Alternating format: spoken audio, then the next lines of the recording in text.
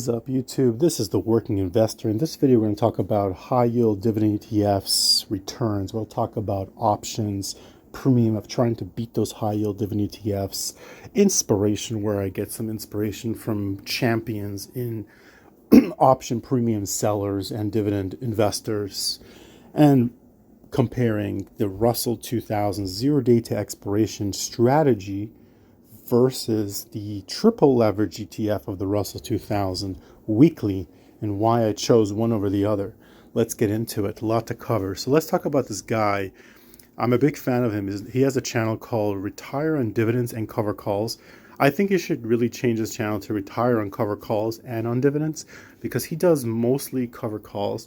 He's been around since, look at this, since October 25th, 2014. So he's been around for almost a decade. So he's been around before, the YouTube finance, the influencers have been famous. And he's been doing this week in, week out. He's seen a lot of, he's gone through all the ringer of the ups and downs and the shortcomings of selling cover calls. And he has a lot of knowledge. He's a veteran. I have not subscribed to his upgraded CPT dashboard. I just kind of keep with all his freebie stuff for now. Maybe I should. Maybe I shouldn't. We'll see. But he makes hundreds of thousands of dollars per year. I think he mentioned in one of his videos he has he has about, I think, somewhere between $500,000 and $700,000. I guess it fluctuates, that he's playing with, and he's bringing in around 300-ish thousand or plus. He makes crazy returns in premium. And then what he does with the premium, and I learned from him, he takes the premium that he gets from his options, his wins, and he puts it into high yield dividend ETFs that are based on options. So kind of making passive income a little bit more passive. And he loves what he does. He's retired. So I like to learn from winners, and he's someone who I definitely aspire to get to that volume. One of the things he opened my mind up was using leverage products, and I've been using it for a while, but seeing him use it and do very well with it kind of reinforced the hunger that I have in doing the leverage products. So there's a magic number when it comes to these high yield dividend ETFs, and the magic number is 4. Why 4? Because it's 4. A lot of them give you about 4% return. That's why people are going crazy. Per month. So 4 times 12 is giving you about a 40 to 50%, 50% return per year in return. And my goal is, if you want to break it down per week, the goal is 1% a week times 52 weeks of the year. So that's 52% annualized return. So I want to hit a goal of 52% a week. And I find that very, very doable with these triple leverage products, like specifically the triple leverage NASDAQ, which is the TQQQ, and the triple leverage Russell 2000, which is the TNA. Somebody told me that TNA is an acronym for something very dirty. People have dirty minds, and now I can't get it out of my mind. I don't want to mention it here on YouTube. If you know, you know, but it's a bad acronym. Do not say it. Anyways, so again, these triple leverage products do have some shortcomings. And let me talk to you why I'm shifting towards from IWM, right? I was doing 0 day to expiration, 1 day to expiration, IWM, the wheel strategy, doing pretty well. But the reason why I got out of it is multifactorial. One reason is because I do have I have 45 grand right now in high yield dividend ETFs. I like to have that because who has all the time in the world to trade and trade and trade? I don't have that much time. And here I could keep at least a baseline dividend coming in. Again, it could vary, but you can have a baseline dividend coming in, and you can have a whole team of fund managers you can hire that are doing trading for you. And that's why I have a whole bunch of different companies. I use YIELDMAX, I use ROUNDHILL, I use RecShares. Everything I say here is not financial advice. This is just my personal journey. Do not do what I do. Don't copy me. Just use your own judgment, take your own risks, speak to financial advisors, accountants, lawyers, everybody. So anyways, so let's say I want to sell the way I looked at it was I want to sell a covered put. I'm looking for a 0.3 delta or less. I'm going 1 day to expiration because we're kind of halfway through the trading day, and you'd be surprised how quickly faded the case. Even from the morning to the afternoon, or to the afternoon, there's such a like such a theta decay. They did a whole analysis in Tasty. So that's why now we're in the afternoon. I'm kind of looking towards the next day. So if I were to do a 0 day to expiration, I would like to do it that day because the data decay is accelerating. Even intraday, it's already decaying like rapidly. You cannot compare a 9:30, 10 o'clock Eastern time trade to like a 12:30 Eastern time trade or a 3 p.m. Eastern time trade. It's just decaying like so quickly, even within the same day. It definitely moves the needle. So you want to sell a put.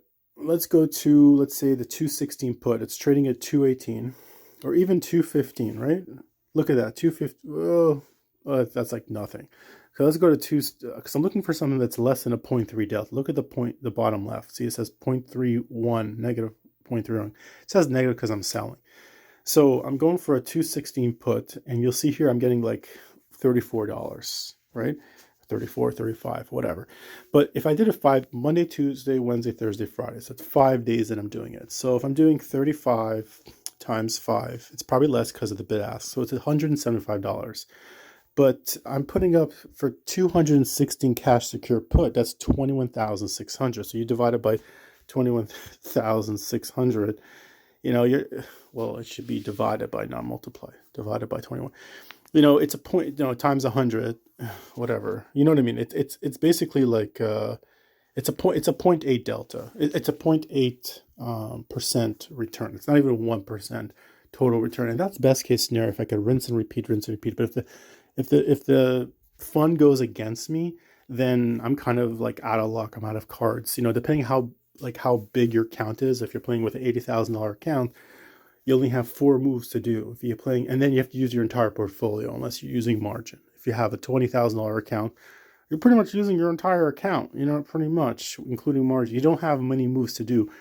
But with TNA, the triple leverage product, it's much more capital efficient. Here it's only $43. For 20 grand, I could do 4 or 5 different legs. I could leg myself into this position. I could do 4 or 5 different positions. So it's like the game of chess. You want to have multiple steps ahead. Like if something goes good, then you have this thing. If it goes neutral, you do this. If it goes negative, you do that. You want to have a lot of steps ahead of you to do different things.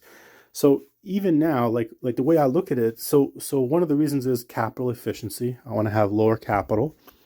And especially because I'm using $45,000, as you can see here, I have these holdings that I have, 45 grand that I put into these holdings of these high yield dividend ETFs, just except the TNA, which I'm doing a covered call on. But other than that, I want to have capital for this because I want to have a baseline income coming in from that to make it somewhat passive. Also, even like because it's triple leverage products, which has its own inherent risk, it also has triple the expected move, triple the implied volatility, triple the premium, and most important thing, there's something called volatility expansion and volatility contraction. So volatility expansion means it's expanding. So if you look over here, it's trading at $43.09. So if this was a very contracted volatility, so only like what's at the money, like let's say I want to sell a covered call, right, August 30th. So only like one strike above, one strike below, you'd get like good premium. And then once you go 2 or 3 strikes out, or it's kind of like you're getting like meaningless premium. Like I'll give you an example of that, which I've noticed. I was surprised, but I noticed it in Bitto. Let's say Bitto, look at this. I want to sell it because I am trading Bitto right now. Let's say I want to go a few days out. You go right now, Bitto's trading at $20.04. You go in the money cover call, $20, you're getting nice premium. But, if you go a little out of the money cover call, like a 0.3 delta, you see here the $20.50 call, you're getting like about 1% return because it's a $20 stock. You go one more strikeout, which is a 0.17. Now you're getting like 50%. And then next strikeout, you're going for 25% return per week, $5. You're getting like, when you get to $22 and further, I don't even know if I want to, it doesn't excite me in the morning to make $3. It's like, forget it. Why would I even waste my time? My time is worth something, right? And also like bid-ask spread, and even though Robin had a free option trading, you do have a little bit of expenses so yeah. this is a good example of very contracted. Like the money point is like maybe the 20.5, maybe 21. But once you go below like 0.17 delta, it's like, it's not much. And once you hit a point, I think like a 0.16 delta, then you're already one standard deviation out.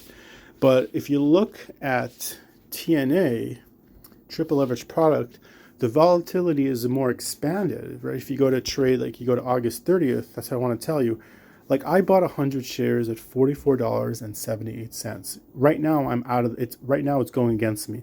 But let's say if I wanted to sell a cover call right now, I can even go, even if I went to in a few days to expiration, even a 0.46 delta, a 0.16 delta, full standard deviation out, I still get a 0.5%, a 0.5% return.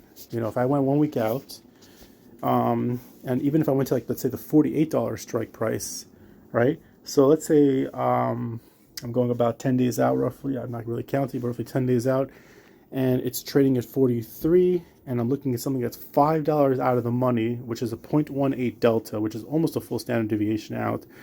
I can have almost 1% return.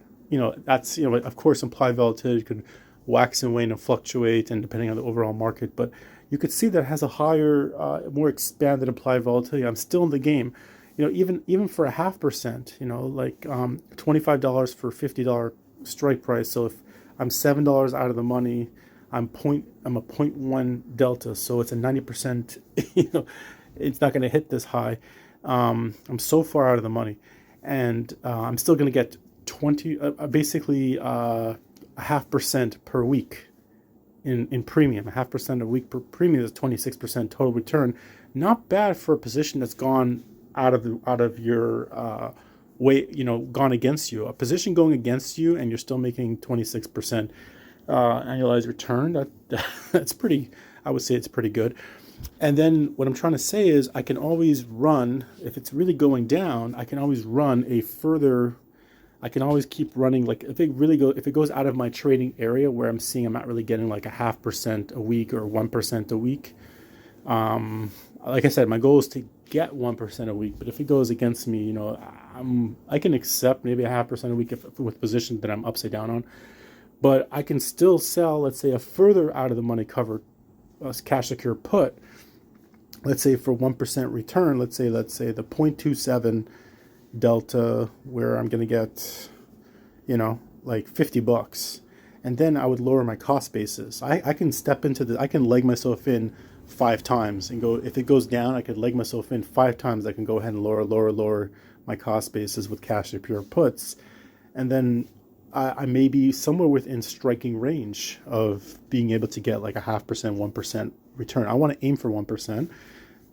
And maybe do better, maybe do 2% a week if I can. But if things go against me, it seems like it feels better that I can leg into it. Of course, there's a lot of risk with these triple leverage products. They can go against you. They can, like God forbid, if you bought it up here for $93 a share, I guess you would have to really like go in hard and really get your cost basis down in a meaningful way. So yeah. So there are a lot of shortcomings with this position, but that's one of the reasons why I do it. I do it because of capital efficiency. I have multiple steps I could do. It has the potential to give me at least 1% return.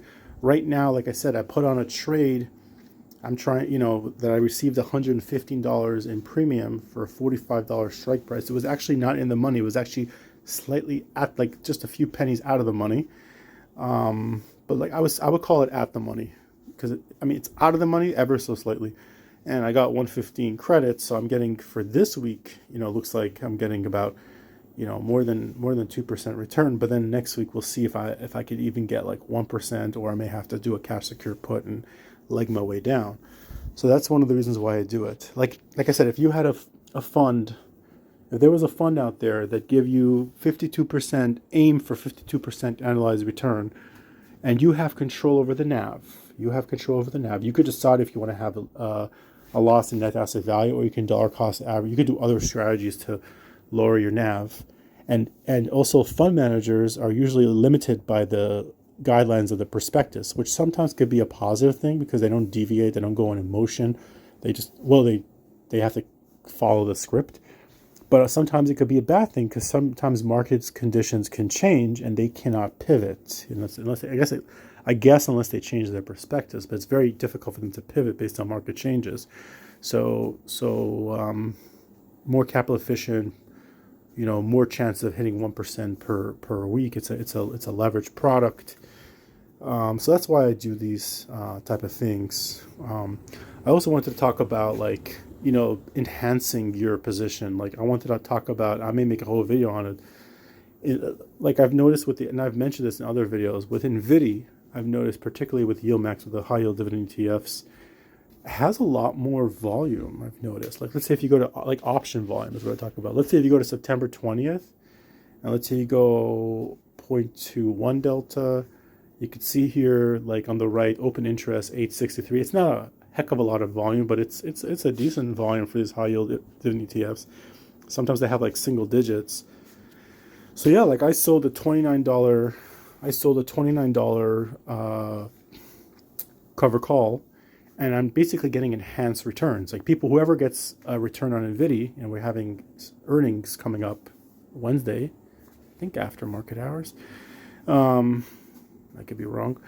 But I have NVIDIA hedged with dips. So if NVIDIA goes up, great, whoopee-doo, right? But if it goes down, I have a 40%-ish hedge. Again, it's limited by the strikes of the dips. Dips is the inverse synthetic cover put option on NVIDIA. So, and it has actually a pretty good initial and maintenance requirement, 50% initial, 25% maintenance, which I guess Robinhood deems it a safe bet. So I do a 60-40, so I have 40% hedge, and on top of that, I do have a hedge out of the money, pretty far out of the money, NVIDIA call, short call, which I have additional $20 I've put out.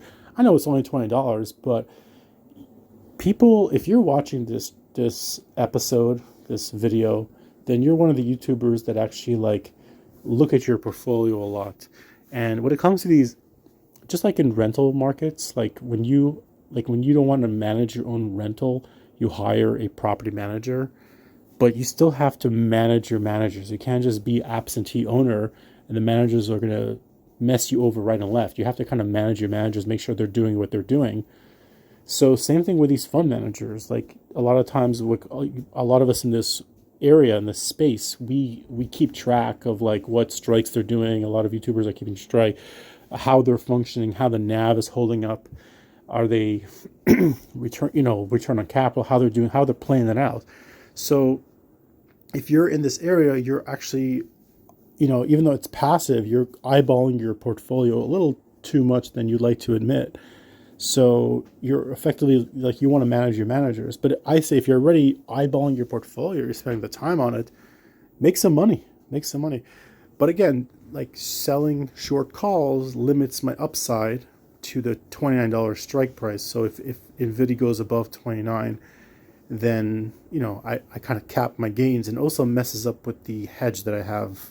So I have two hedges. I have a double hedge, but a double hedge could turn into a double wedgie, if it goes way past that. But it shows I didn't go for such a high amount of dividend because I wanted a very low, it's a theta, a delta of 0.01, because I wanted to have a low chance of going past it, just to pick up a few dollars, just to give myself an extra hedge. So I basically double hedged in with NVIDIA.